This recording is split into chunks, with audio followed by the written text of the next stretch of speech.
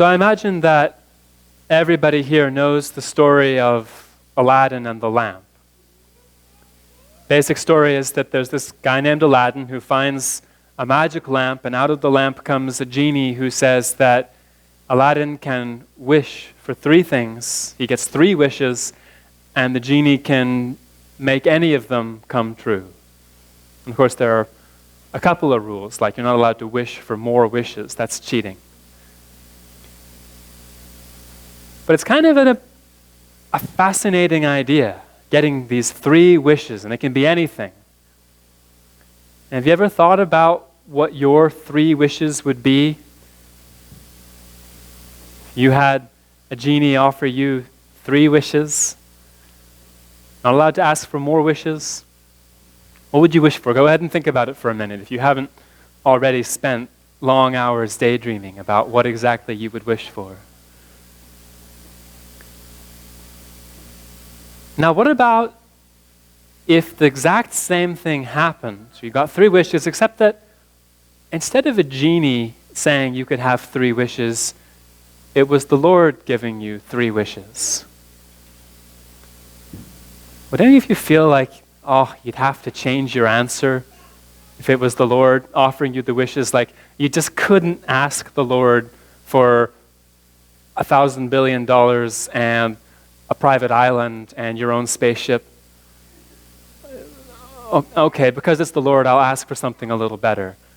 But what would you ask the Lord for? If the Lord said to you, you can ask me for anything, what would you ask the Lord for? There's a story in the Word where someone did get to ask the Lord for anything. And I'm going to read that story to you now. This is from the first book of Kings, and it's about King Solomon when he was just starting his reign. And it says that the king went to Gibeon to sacrifice there, for that was the great high place. Solomon offered 1,000 burnt offerings on that altar. And at Gibeon, the Lord appeared to Solomon in a dream by night, and God said, "Ask, what shall I give you?" So the Lord says to Solomon in this dream, "Go ahead, ask, what do you want? What shall I give you?" And Solomon said, "You have shown great mercy to your servant David, my father, because he walked before you in truth, in righteousness, and in uprightness of heart with you. You've continued this great kindness for him, and you've given him a son to sit on his throne, as it is this day. Now, O Lord my God, you have made your servant king instead of my father David, but I am a little child. I do not know how to go out or come in." Well, Solomon's a grown-up man, but he says that when he thinks about doing his job as king, he feels like a little child. And he says, "Your servant is in the midst of your people whom you've chosen, a great people, too numerous to be numbered or counted.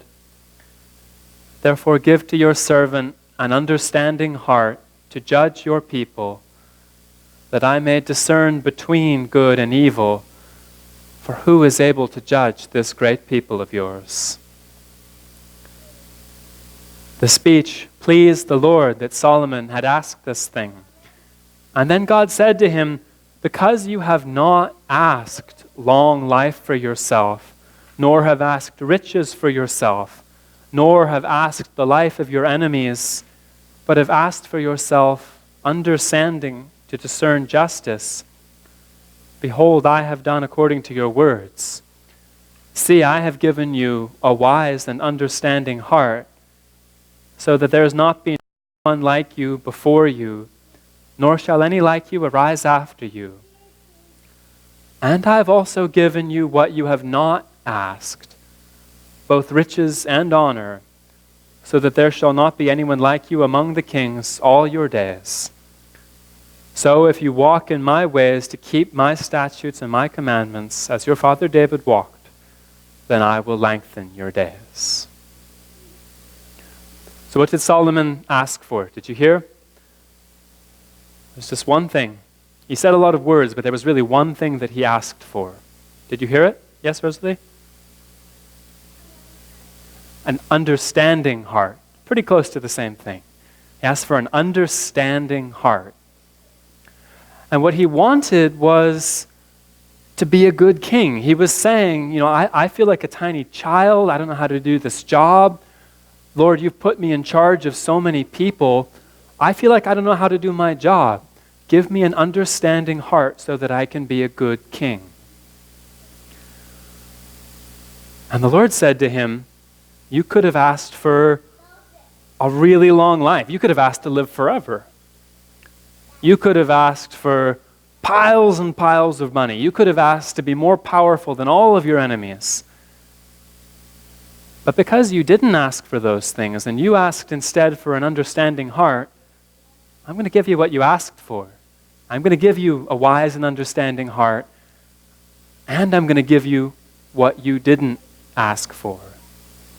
I'm going to give you riches and honors so that you're going to be the richest and most powerful king who's ever going to rule in Israel. So that worked out pretty well for Solomon. He wished one wish and he got sort of an extra 2 or 3 thrown in.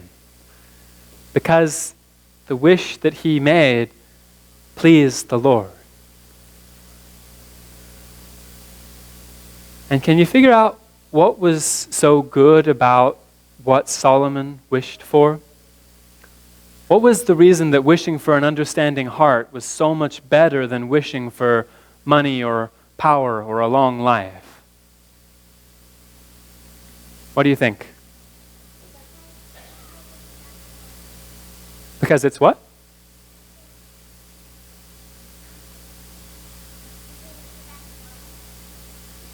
Because it's about the Lord?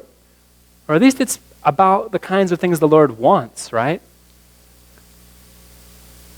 The big difference has to do with who Solomon was thinking of.